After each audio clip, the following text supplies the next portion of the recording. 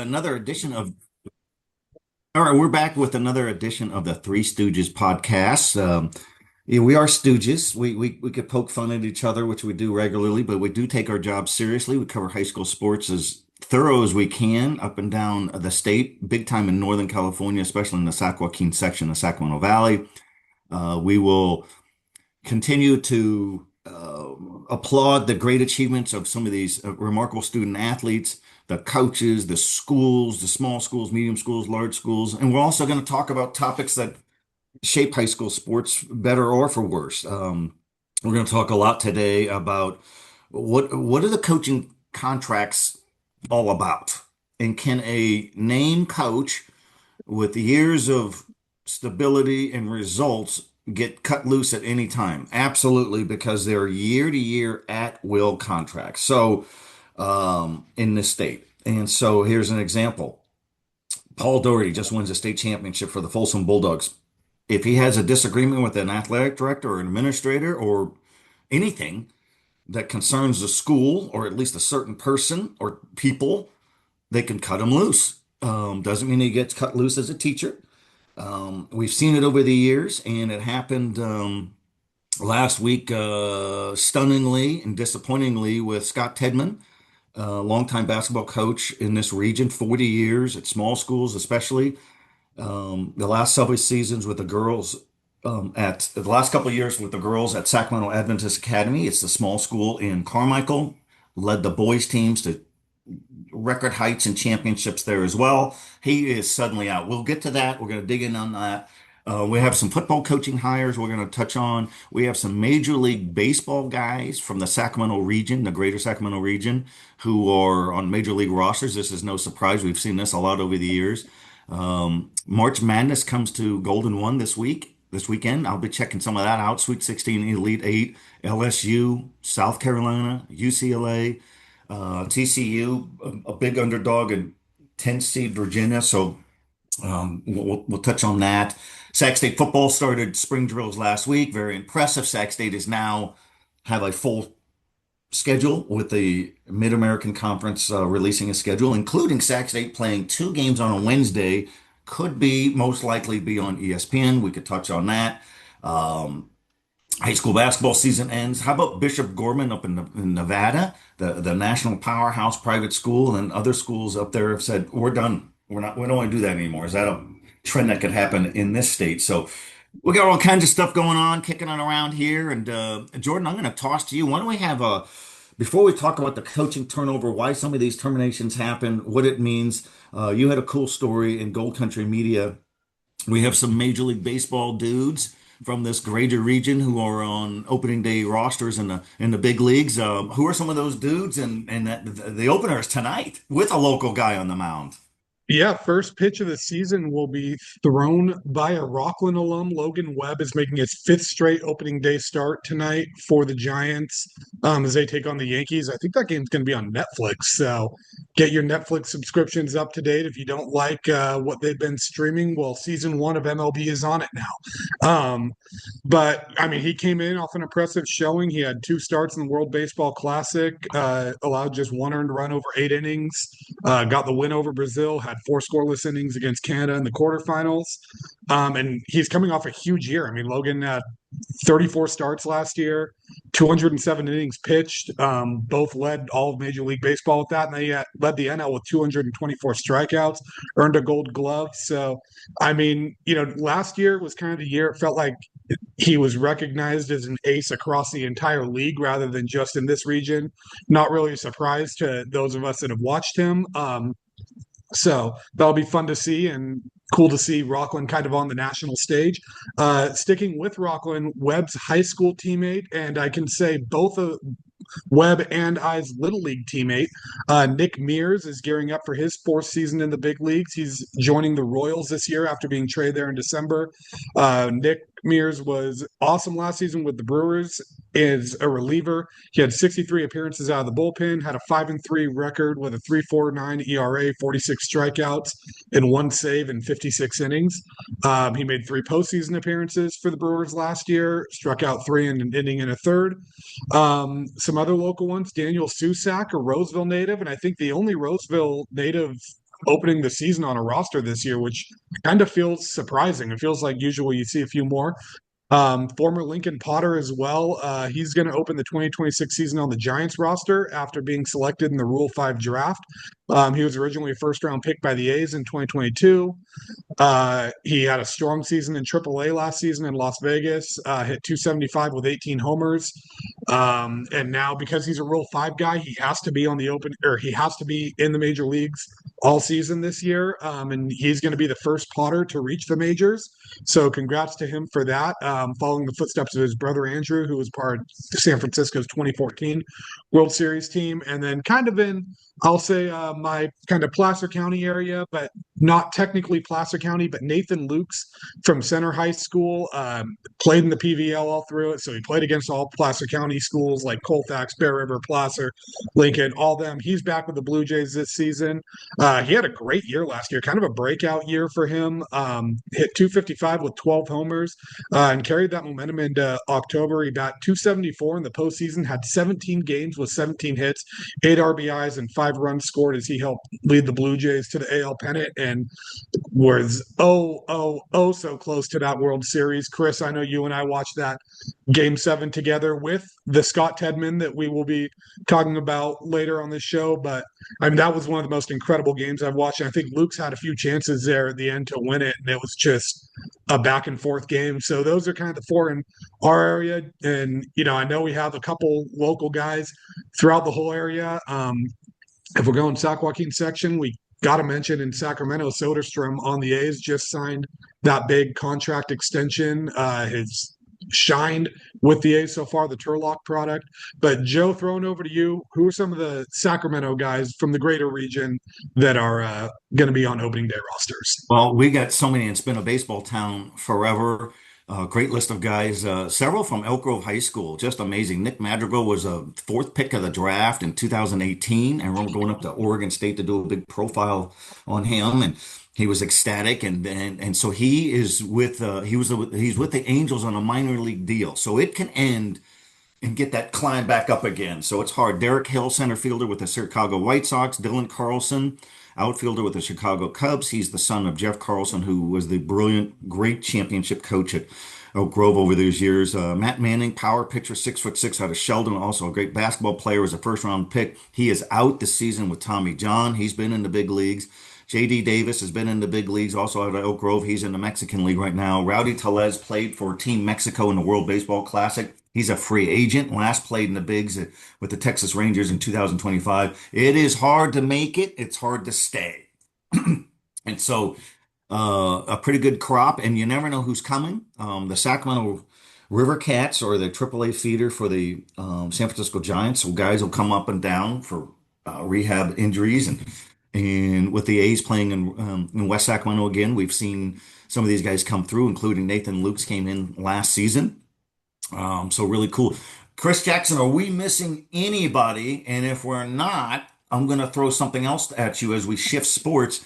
Kelly Sopak, great girls basketball coach in the Bay Area, high school, AAU, just got hired at the University of Nevada to coach women's college basketball there. He's an alum of the school. That's a big time hire. But did we miss any locals in Major League Baseball? And your thoughts on Kelly Sopak going back to his school in an effort to boost the Wolfpack on the college women's scene? You know, I don't think we missed anybody, but I think in the next few years we'll see some of these guys that we're seeing make it up. Just look at who Franklin's got, and Dylan Minity is like a 500 hitter every year, signed with LSU. And if you're signed with LSU, odds are you're on radars. Oakdale's got Landon Shoot, their senior pitcher, big guy, can hit, but really throws hard, good movement. He's had pro scouts watching a lot of his starts, I want to say, this year too. So I know he's on radars. He's been on radar since his junior year, when I know some scouts were watching his games too over there at Oakdale in the Valley Oak League. I'll have to make sure I see them too. But Aiden Dion at West Park, infielder, Jordan. I remember you and I covered him with the Potters last year, right? I think it was that weekend between section championships and then NorCal playoffs, and he was already a Potter between his junior and senior years of high school, and playing really well too. Him, a guy like Mason Belding at De La, or not at De La Salle, Del Oro, right? Which he's another guy going to LSU. He's got a world of potential, a lot of power, really good at what he does position wise. I think we're going to see quite a few wins. Those Elk Grove teams, when you go to that stadium of theirs, right? I was there last week against Clovis when they had another one of those comeback wins. Also, shout out them 4-1 against that stretch against Valley Christian, Clovis, Cardinal Lumen, De La Salle, all those heavyweights, and they go 4-1 against that stretch, and they beat St. Mary's of Stockton too, and they scored 5 runs with like 2 outs in the seventh too. So Joe Bellatti's got another great team in Elk Grove, but had a lot of guys. They've got their bullpen, their cages, and they got the Major League logo, all these different guys' names that have made it. And you're not going to see a whole lot of high schools in America that have a list that long, but not many more guys that can add, but I know we'll see some from these current crops and especially this class as well that are going to start moving their way up. And heck, maybe also we had Dylan Wood at Franklin last year. He was a 20th round pick. Originally was going to go to Arizona, flipped to Georgia over the summer. He's there now, but that trajectory seems really strong as someone that can get drafted. And then Kelly Sopak making that jump up. He's had just years and years of coaching success from Miramonte High School when he coached Sabrina Ionescu. And then he went over to Carondelet ever since 2020, 2021. He's been the head coach there. He's had teams that have been ranked number one, number two, number three in the Bay Area throughout. He's had Talana Lopolo, who's now a point guard at Stanford. She was on that team that won the NCS Open Division title in 2022. They had Naya Epps, who also went on to play Division I ball. Jamie Kent, all these girls, and they were 2022 NCS Open Division champ. They came back this year and stunned San Ramon Valley, who was considered the favorite. SRV had beaten them twice in the regular season. SRV did get in the back of the NorCal playoffs. Kind of crazy how it worked out. You play NCS championship, 4 days later, you're playing each other in the NorCal Open playoffs. That's the way it goes. Yes, SRV had beat them 3 out of 4 times, but Carondelet got that banner. They got that huge win in that NCS Open final for their second of this era under Sopak. And now he's up coaching Nevada. He's coached a lot of the top players. We've seen girls like Kate Myers, Olivia Novi from out here. We've seen girls from St. Mary's, just from the Sac Joaquin section that played for his AAU program, Cal Stars, which has produced endless top players. Girls from San Ramon Valley, obviously Carondelet, other top schools that played for Cal Stars, competed for national acclaim, and I'm sure that program is going to be just fine. I know he's got other people that are going to handle that from now on, but Sopak making the move up from high school basketball in the Bay Area to the University of Nevada. That Carondelet opening is probably the biggest in any sport in NorCal right now. We're going football, basketball, anything else. That's the biggest one because of who Carondelet is. Their biggest match in that league is San Ramon Valley, who is the 2025 NCS Open champion. They got a nationally ranked freshman, a whole bunch of college commits coming back next year as well. But interesting to see who they fill that with. I'm sure they'll get a lot of top candidates to apply for that they're going to interview too. But it definitely at least changes the outlook for these next couple of years on paper. But it is Carondelet, and schools like them in De La Salle always find a way, right? Like I said, you're going to get a lot of top candidates applying for that job, interviewing for it. I'm just excited to see who ultimately comes down with that and see kind of what direction they go in this NorCal landscape that's got the St. Mary's, who's bringing back so much next year with Hardy, Horton, Rogers, Rafiq, and San Ramon Valley bringing back so much. And obviously Archbishop Mitty, yes, they're losing McKenna Wolichko and Devin Cosgriff, a 5-star and a 4-star, but Sue Phillips and Mitty, they're always here. With Pinewood, obviously, in that mix with Doc Shepler, just a legendary coach, and a lot of these other programs too. So we'll see how it kind of shakes out in the future, but that's as big of kind of a coaching move as you're going to see at this level. Oh, it's isn't that amazing? And so I did a story last week in the Sacramento Bee, and we do this most every season. After a basketball season, some named coaches will step down. They've had enough. They've had their fill, and that was the case. Denard Wilson, 2-section championships with the Grant Pacers. He's not a Sacramento alum, he's not a Grant alum, but he said, I'm a Pacer for life. He is bowing out after a great run as the boys coach with the Pacers on his choice. Jason Siderud, excellent basketball coach, fundamentals, execution for Granite Bay Grizzlies of Placer County. And how many times were they a low seed in the section playoffs or the NorCal playoffs and they pull upsets? That's how good of a coach he is. He is stepping down, and he said in my story, I'm very happy and very content. It's great to be able to do it on my own terms. His long-term thing is going to continue to coach girls golf. He's had state championship programs there. He's going to take over as athletic director for Granite Bay for Tim Healy, who will be retiring as a teacher and athletic director. So that one made sense. Then Jeff Harris. We all know Jeff Harris, the terrific coach at Faith Christian, the small school that could and did and has up in Yuba City, coaches his two daughters, Audrey Harris and Lauren Harris, three section championships, two NorCal championships, and a 34-1 record this season, state CIF Division IV champions. He's stepping down to watch Lauren Harris play basketball and fire up three-pointers at Long Beach State. So that one made sense, and he's content. And then I had this story all done, and then I catch wind that Scott Tedman is out. So you have three coaches who stepped down on their own accord, and another one who was cut loose, who didn't expect it, didn't want that. How did this happen? Well, there are these year-to-year at-will contracts, and Denard Wilson's an on-campus teacher, and so is Siderud at Granite Bay. But their coaching deal is year to year. Tedman, off-campus coach, he's a judge for crying out loud, so he's got a serious job during the day. He's been a gift for high school coaching over the years. And what he did in elevating the Sacramento Adventist Academy boys teams to championship success, they've done nothing since the school opened in 1958. I can't say I really heard much of them over the years until I ran into Coach Tedman in 2017 when he was winning championships. And on some of those championship teams was a young guard named Cyrus Jones. And Coach Tedman was a mentor of sorts to Cyrus Jones, who became the boys basketball coach at Sacramento Adventist Academy, in large part because of the recommendation of Coach Tedman. And then becomes the athletic director. And so why is Coach Tedman out? Well, simply put, he had a difference in managerial leadership philosophy that countered what Cyrus Jones does. And so the coach Tedman would bark at him. And we got to get these kids home on buses on a trip in Napa and things like that, safety. And that really burned and fried and embarrassed Cyrus Jones. Well, too bad, Cyrus. You got to man up. You got to talk to your mentor, talk to Tedman. And he expressed last week, Cyrus Jones, according to Tedman, who is big on ethics and honesty. He's not going to mislead. And they agreed that they couldn't get along. Tedman was willing to get along with the athletic director, but the athletic director wanted Tedman to step down. And he told Cyrus Jones, I'm not going to resign.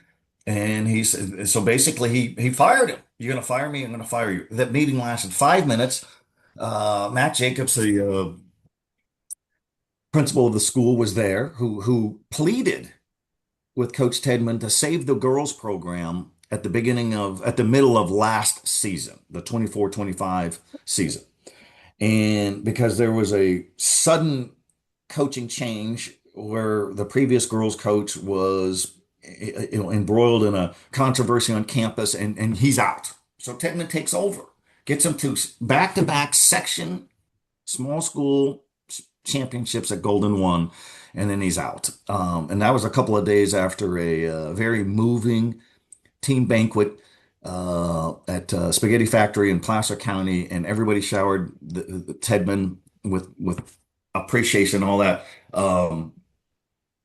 This is as bad as I've ever seen. I've been doing this at the Sacramento Bee since 1989, when I was 10 years old or so, and these things happen. I remember getting a phone call from Guy Anderson some 10 years ago. He's the winningest baseball coach in the history of Northern California, mostly all of them at Cordova.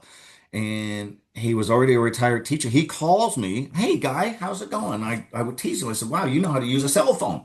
And he goes, you're talking to the just freshly terminated baseball coach at Cordova High School.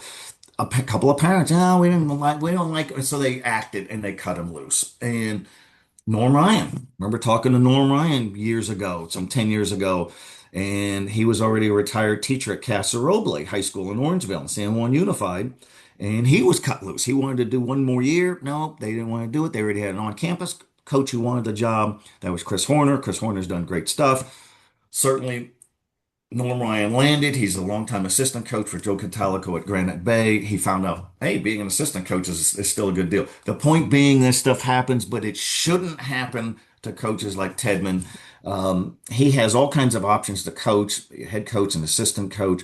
He's certainly terrific in his color work on the live streaming NFHS network through ABC Jam with Matthew Bassett, so he'll continue to do that. But this is lousy leadership.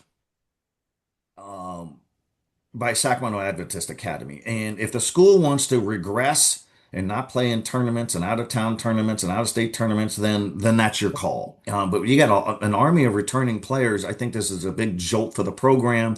Yeah, it's only Division Six. Who cares? Well, those players and those parents care. Very disappointing. Not surprised anymore with how some of this goes over the years. But these year-to-year at-will contracts, you are at the mercy. And it's disappointing. Chris Jackson, back to you. You just did a story in West Coast Preps where you talked to several other parents.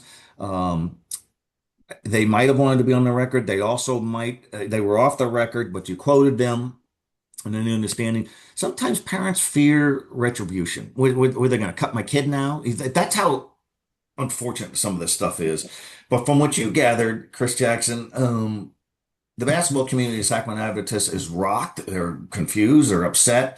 So talk on that a little bit, and then we're going to shift over to you, Jordan. After that, you saw what happened in Placer County with the girls' basketball coach at Del Oro, where you get an overreach from a district trustee, and boom, you got a sudden coaching change. But this happens.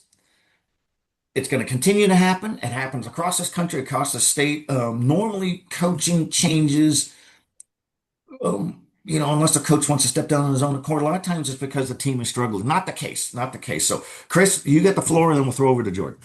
Yeah, it was shocking to say the least. We just put a big story up where the community reacted to it, the westcoastpreps.com. It is in depth, a lot of stuff. And a lot of people wanted to talk after the news came out. What was it, Thursday around 6 p.m., I want to say, on Jordan, when I was right there next to you at that Whitney baseball game, right? We see on Twitter Tedman's post about it, and what Scott Tedman had tweeted. His exact words: Sacramento Adventist Athletic Director Cyrus Jones asked me to step down today as girls basketball head coach. I did not agree to do so as I'm committed to the players and program. AD Jones then terminated me, saying I was not a good fit. It was an honor to coach these girls. So we've reached out to Cyrus Jones. We've reached out to Matt Jacobson. He's the principal. Have not heard back from either one to request for comment, but did get an email sent to us, forwarded to us. That was an email sent out to the whole team that Jacobson's did send out to them on Friday. Just apologizing that some of them found out about it on Twitter via the media, all that stuff, and sent a lot of things. And they said some stuff about just 10 minutes time there and his significant role in it. But still, I mean, people are shocked. There's a lot of people not happy about this. We spoke to numerous parents. They wanted to remain anonymous, completely get it, right? Because those are murky waters. They still wanted to talk, but wanted anonymous. Completely understand that, no problem whatsoever. And I'll make sure that we don't blow your cover for who you are and what you have to say, right? So that's obviously a big thing. And then some coaches. One of Scott Tedman's assistant coaches, Mike Jordan, went on the record with us. He has just a really, really powerful. I mean, there was quite a few ones. This is a guy you always want in your corner, but this one especially. Everything he's touched his whole life has turned to gold. You don't become a judge by accident. Mike Jordan's quote, and then Andre Jones, the Western Sierra boys basketball coach, who actually coached against Sac Adventist, right? In this league against the athletic director of Sac Adventist. He went on the record and just spoke about the man that Scott Tedman is, just what Scott's done for not just these kids in basketball, but outside. Quote unquote, just the way he's always wanted to believe that they could obtain anything that's out there, regardless of if it was basketball or say they wanted to be a millionaire. Okay, these are the steps you're going to have to take. This is what you're going to have to do. He's just that type of person. He's just an amazing person. He cares a lot about people, right? So Andre Jones came on the record too, and he's probably going to take some flack and some criticism for it, right? For saying that, but he doesn't care. He wants to stick up for his guy, his mentor, someone that's just given him so much, because before this year, the only coach that had beaten Andre Jones in league play was Tedman back in the day when he was the boys coach leading Sac Adventist to a section title, with Cyrus Jones as his point guard, right? And then the next year winning that NorCal title and having just one of those best small school teams of all time. They had Brecken Beeman then come through, and obviously what that family's done on that campus is incredible. But Tedman took over during a crazy time, right? There was just coaching shuffle mid-season of that 24-25 season, which was not long after they won that section title. Tedman takes over a few weeks later, and from what all these parents and what these various coaches said is he got buy-in immediately. They trusted him. He ran things the right way. That's just who Scott Tedman is. He is right. He's a judge. He works with children all day, trying to find the best lives and futures and family situations for children too. So he does that. He did coaching. He coaches basketball for $0 and 0 cents too. He didn't make anything for this. He had spoken out their team banquet about buying new things for this team, new basketball type toys, right, that they could train with. He used to practice with all that. And banquet, Joe, you had written it. We had written it. He got pretty substantial gifts from this team as well, showing his gratitude and the super nice card in there too. But the biggest words there, a lot of people just said it's baffling, it's shock. Another person said it felt like an April Fool's joke when they saw that tweet too. Just did not think that that was true, right? Maybe they thought, other person thought he was hacked, one person thought it was an April Fool's joke as well. But we've got the full story. It's up. Yes, it's long, but that's because so many people wanted to talk about Scott Tedman and talk about what happened and the impact that he's made. And it's, I mean, I'm sure everybody knows he's not going to have any trouble finding another job if that's what he wants, right? I know that schools have inquired, local coaches have inquired too, but it's one of the more shocking things that's happened. We've all covered coaches' firings. I've never had something where within an hour or two of it being announced that he's out as the head coach, that all these people are texting me and calling me saying, hey, we'd love to go on the record. Hey, we'd love to talk and all that stuff. So it's shocking. One of the more surprising things, and I don't know, those are probably just the biggest words: shock, surprised, confused were the biggest things a lot of people said. Well, it is. Hold on real quick, Jordan, before you take the floor here. It's another example where I think the administration of Sacramento Adventist was irked. You know, how dare this word get out? And they want to keep it under wraps and they want to put their own spin. They were hoping that he would resign so they could pin it on him. But the gag orders don't work here. There's no school district that can mandate nobody could talk. We've seen that so many times over the years. It's gutless. I can't stand it. I've seen it for so many years, for so many different instances. And one more as an example at will coaches. So Guy Anderson, the winningest baseball coach in the history of Northern California, Cordova, was cut loose about 10 years ago. Mike Albergini, the winningest football coach in Sacramento, 284 victories of the Grant Pacers, was not brought back 1 year. And the principal was somebody he coached in baseball and football in the late 80s. How can you do that? This guy's got the stadium's named after him because they're year to year at will contracts. They can do that. So that's Cordova baseball's never recovered. The Grant Pacers recovered in football with alums such as Carl Reed and Sidquan Thompson, right-hand people for Coach Alberghini played for him. And so they've recovered. But there's that blow, and it's a tough. And Mike Alberghini never went back to the school. And when he died a couple of years ago, his wife Mary and his son Rob, they called me and they said, we're calling you before we call the district. We're angry at the district, and we're going to let you know before the district knows. So there's bad feelings. I can't imagine Coach Tedman ever going back to Sac Adventist to what? Turn in his keys? Probably left him in a parking lot in a big wad. But Jordan, we just saw this past basketball season that just finished, where you get a board trustee overreach and it causes coaching change, like at the Del Oro girls basketball team up in Loomis. It happens in youth sports, and it's going to continue to happen. Happens in college. It's a troubling thing. It's not a new trend. It's a trend that's been around, but it's more pronounced, if you will, because of social media. Yeah, and I think, if you'd asked me before this all happened, what the most shocking coaching firing I've ever covered or endured was, I would have to say it was Del Oro baseball getting rid of Jordan Whitmore 2 months after winning their first section title in 34 years.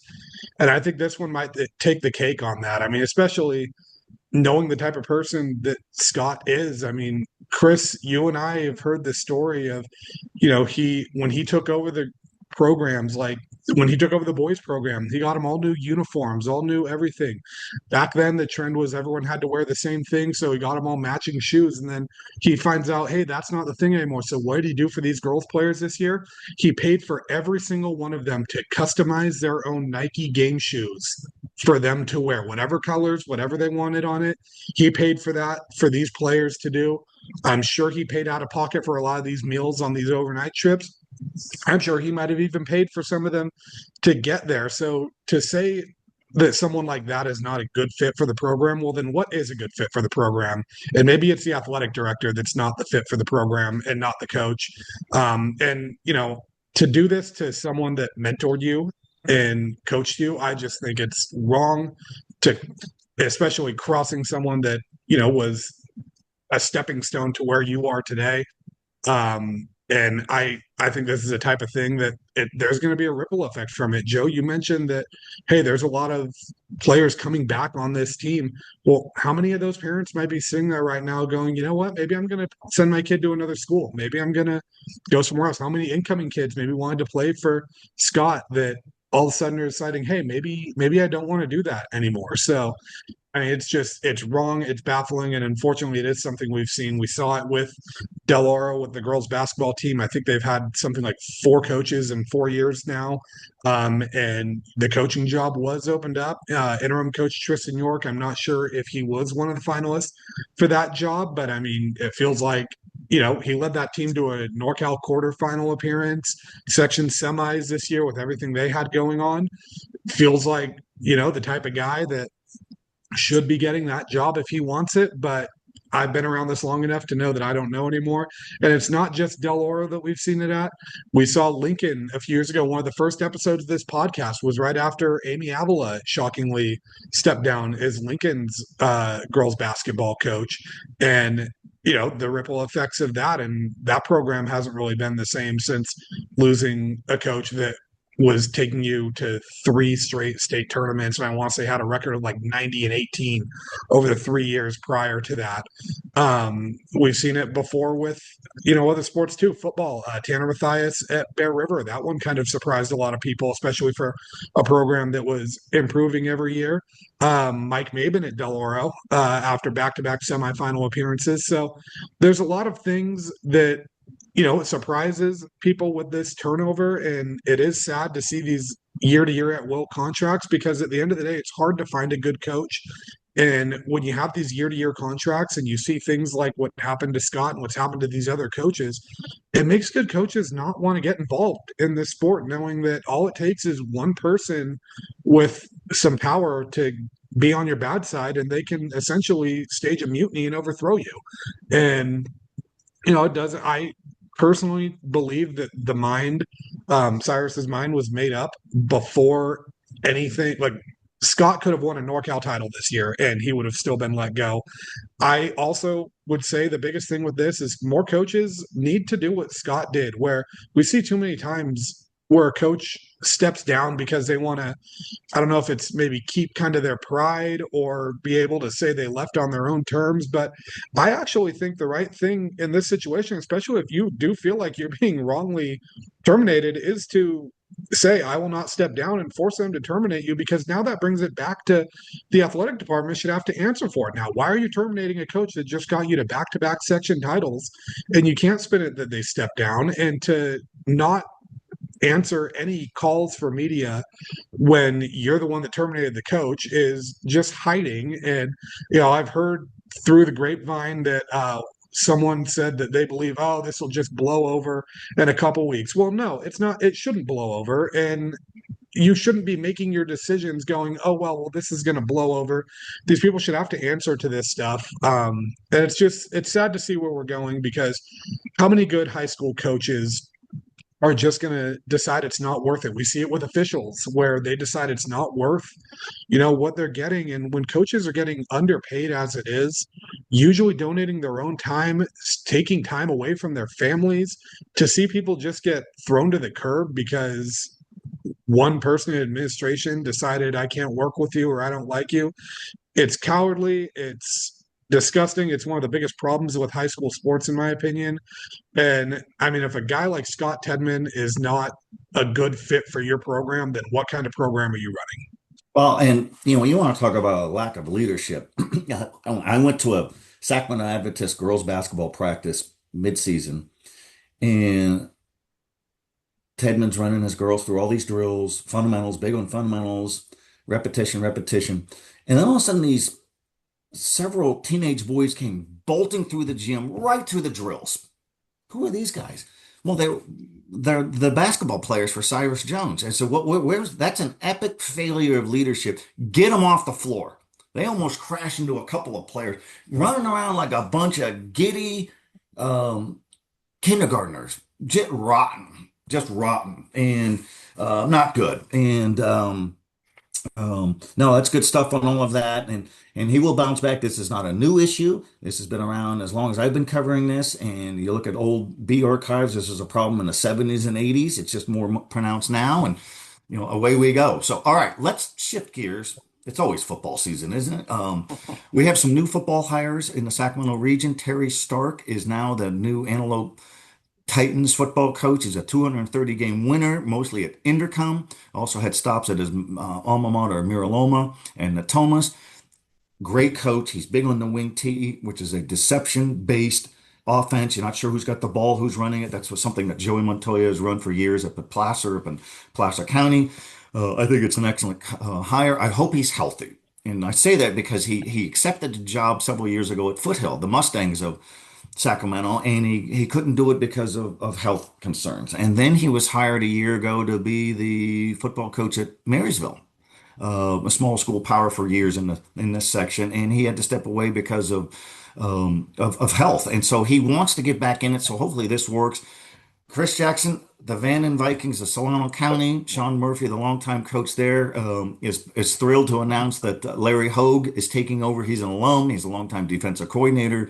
They won section championships, state championships, but this is a good hire. Vanden has forever boys basketball, girls basketball, football. They like hiring within their own family. So this looks like a good hire for the Vanden Vikings getting Larry Hogue. It keeps stability at the very least. Vanden is a culture that people do not leave, right? You look at Michael Holloway, their boys basketball coach, won section titles, won hundreds of games.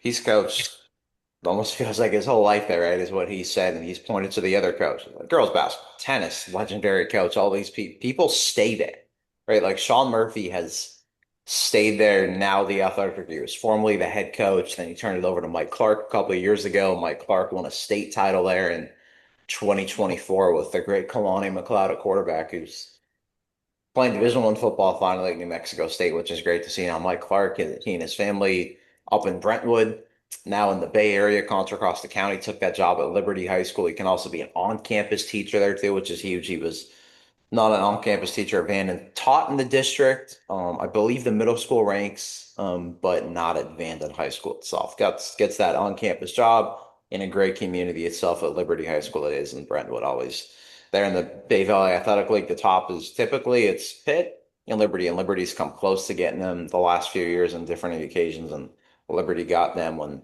Liberty had Butterfield at quarterback there last decade too. But seems like another great hire. Hogue is a staple of Vanden football. You see him, he is really big on discipline, execution, obviously well respected, right? He's got a voice that carries, and Vanden hires a guy that's played, coached, done it all, and been at high levels too, right? And that Vanden's a place that likes to have its people coach, but there's a reason for that too, because they understand the Vanden standard, the expectations, the culture, and it's a great hire for them. I have to say they've had some great hires in recent years. I thought Clark did a really good job there in his few years coaching, especially when you win a state title there in 2024, and he's just a great football mind back to his time as a GA at the University of Texas, when Vince Young was a Heisman winner and national champion, to Pro Bowl, to the OC at San Ignatius out in San Francisco, to then going to Solano County, and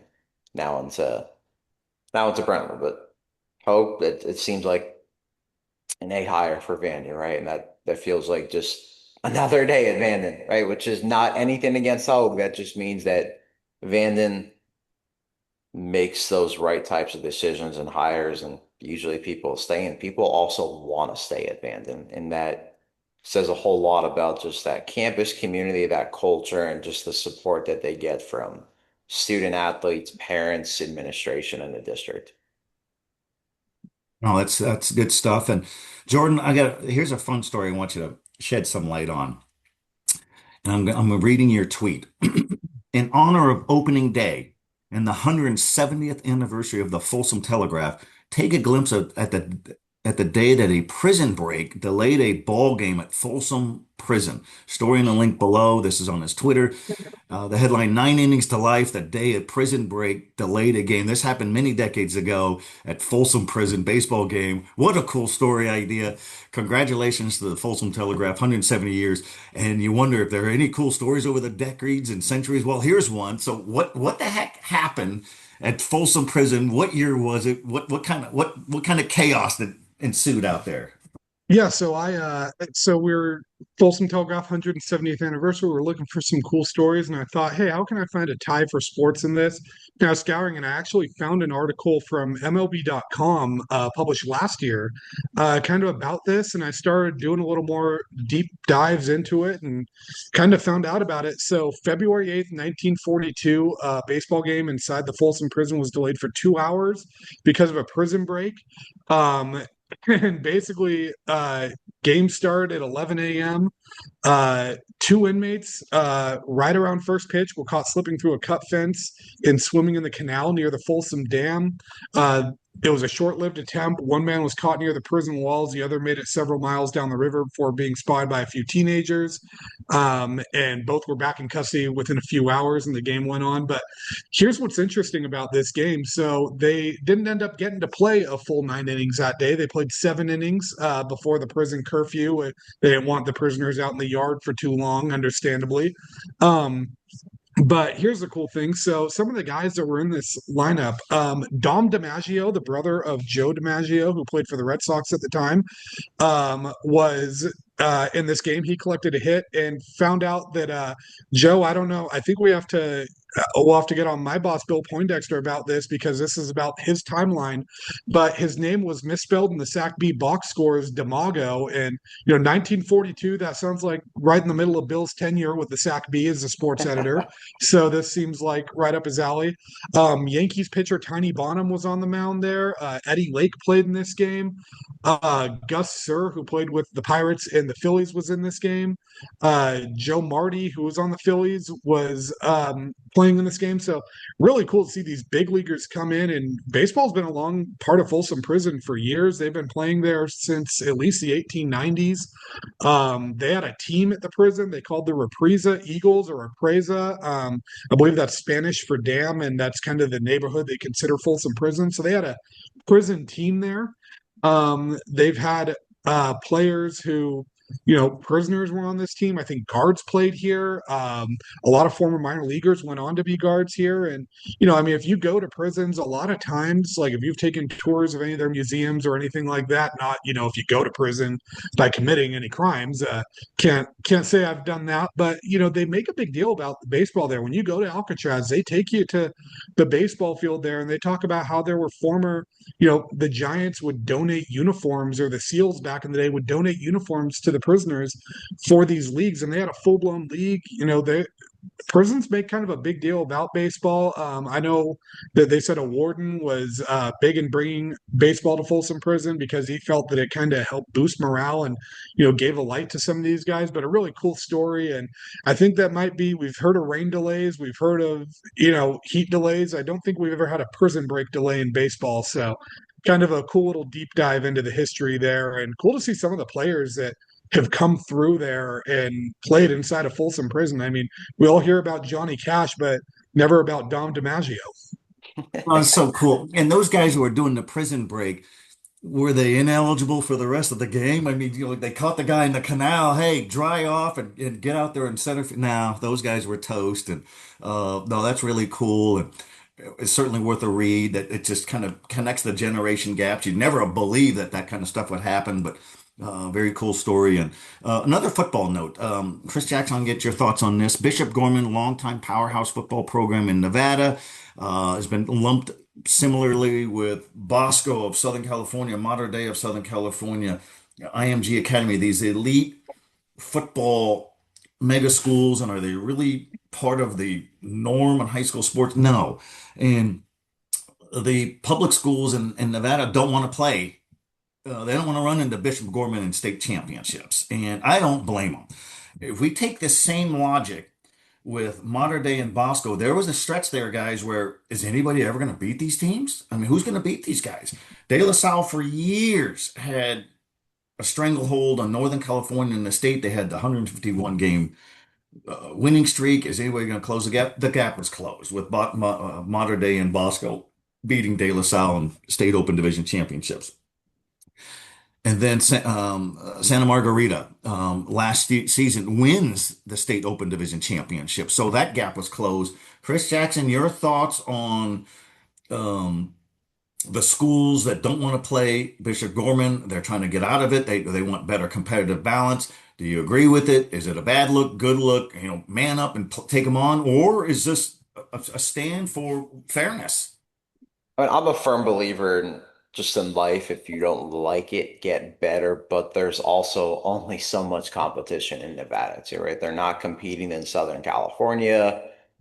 In California itself, they're not competing in Florida. They're not in Texas. They're not in the Houston area. They're not in the DFW, right? Where they could be playing the Allens, the Coppells, the Duncanvilles, and all those types of teams. I think this is a situation where Bishop Gorman, who wasn't already before, is really going to have to become a national program where it just plays a national schedule, right? Like what IMG Academy does. I know St. Francis up in Baltimore, Maryland does a lot of that too. I think that's what they're going to have to. I'm sure they can get some more Trinity League Southern California teams and make those trips to Southern California. Those teams come to them. The only thing is obviously more cost with that too in terms of travel and all of that. But I know Bishop Gorman's got a great alumni base. They've got good money there. I mean, those are Power Four facilities on that campus. If you've seen photos of their weight room, everything else, that is a Power Four school masquerading as a high school. That's just the name there. They've earned that distinction. They've earned that right. But I think that the time has come where they're dominating Nevada. It's really not close most years when you look at just the results, the statistics, everything else, and that data that they have. So I think it's kind of been boiling towards this for quite a few years now. You've heard rumblings, you've seen different stories about it. Now it just feels like that breaking point where Bishop Gorman will probably just have to be that national type school. I know people have mentioned what if they become a Trinity League team, a CIF team or whatever, but how is that going to work? And think of them having to play just league games against all of those schools and the costs of that. They'll still have to play probably a couple Nevada teams per year, obviously, just because that's cheaper too, right? We're not running an operation where I know that I've mentioned they still have good money at the high school level, but we're not running at that money base that a University of Alabama, University of Georgia, a University of Miami, a Florida State, all these schools are operating at. Jordan, you notice how after I mentioned Miami, I had to mention Florida State for you too. Yeah, you Didn't go want to least offend to you. best. I get it. Yeah, you just had to wanted to make sure Jordan wasn't upset with me for that. But it's going to become that national type schedule, really. Like I mentioned, what IMG is doing, what St. Francis has done out there in the East Coast too, because that's probably just going to be the best opportunities for. I mean, not that Bishop Gorman kids don't get seen and don't get recruited, but that's even going to put, I think, Bishop Gorman on a whole other level than they're already a top program in America, but moving to more of that national schedule and most weeks of the season is really going to change. Obviously, it's going to change the playoff structure too, because it's what a lot of these teams want, and just these playoff games haven't been close. What happens with that, I'm not sure what the answer is postseason wise, how you make that work. But maybe just a few of those national schools, maybe the top two have like that quote unquote national championship. I know we've had things deemed that before in the past, but maybe that's just the way that it goes. I'm not really sure I have the right answer for what I get why people want them out. I mean, I still think that you want to play the best. If you want to be the best, you got to beat the best. If you don't like it, get better. But this is one of those instances where probably some change is in fact needed. Oh, it's true. And we've seen it with De La Salle in the Bay Area where they're not in the league for many years, the Spartans, to try to make things better and more balanced and competitive balance. And there's an open division down there. And so a Pittsburgh of the East Bay can lose to De La Salle, but still have a shot because of the open division. And, 2018, I remember doing a big story when Folsom football was rolling right along. And the other Sierra Foothill League coaches rallied, came together, and said, "We want Folsom out." And they ambushed Folsom during a league meeting, and they had no idea this was coming. And Greg Benzel, of the Rockland coach then, um, they all wanted to talk on the, off the record. I said, "No, I'm not talking all these coaches off the record so you guys could vent and point fingers." I said, "We'll do a story if everybody's on the record." Everybody was on the record. Oak Ridge, Rockland, Granite Bay. Um, and their thinking was that Folsom had an inordinate amount of transfers coming in, leading to a lot of running clock scores, mercy games in the fourth quarter, 35 or points or more, you got to have a running clock. And they said, so their idea was just kick them out, just dump them out. It doesn't work that way. And there were some of the coaches in the league. Casey Taylor was at Del Oro then. I'm sorry, he wasn't at Del Oro. He was at Capital Christian, but he was a voice because he coached at Del Oro. Now he's at Oak Ridge. And then Michael Virginia Grant said, "No, you don't duck anybody. You just close the gap." And so the next season, Rockland and Granite Bay beat Folsom in Sierra Foothill League play, though Folsom had the last laugh and beat Rockland in the section finals. But the idea is not foreign in this section. And there's been talk over the decades that St. Mary's girls basketball too strong. Can we put them somewhere else? Who are they going to play? The whole idea, well, they ought to have a public versus private school, or just public schools and public school playoffs, private school, same thing. In this section, we don't have enough private schools. We're going to have a private school only football playoff. So who are we going to have? We're going to have St. Mary's of Stockton, Central Catholic Modesto, Jesuit, Destiny Christian of Sacramento, Christian Brothers. Not enough. Bradshaw Christian. Your elite teams are still the public schools: Folsom, Grant, Oak Ridge, Rockland, Del Oro, Granite Bay. So we'll see. There probably will be an open division in football and in basketball when the coaches vote on it. But we're out of time. We're going to jump on this again next week. We'll recap. Some of our thoughts on basketball as it comes to close. Players of the year, West Coast Preps is unveiling some of their all section teams. We're going to have our all Metro teams next season or next week. So we'll talk about that. We have terrific softball going on in this greater Sacramento region. Destiny Christian Academy, formerly Capital Christian, is #1 in Northern California by Cal High Sports, top ranked by Sacramento Bee, top ranked in the section by West Coast Preps. Jordan, you've got powerhouse programs all over Placer County: Del Oro, Rockland, Whitney. Oak Ridge is kind of slumped off. How's that possible? Oak Ridge, Elk Grove with a bunch of youngsters. We'll talk about all that. Softball is so big around here, so is baseball.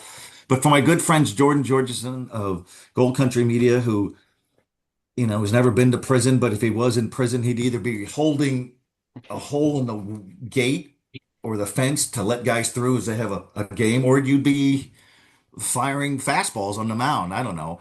And Chris Jackson of West Coast Preps. I appreciate both of you guys. You do great work. Good people doing good things. We will see everybody next week. Pass the word. This is what we do every week, and we appreciate the support.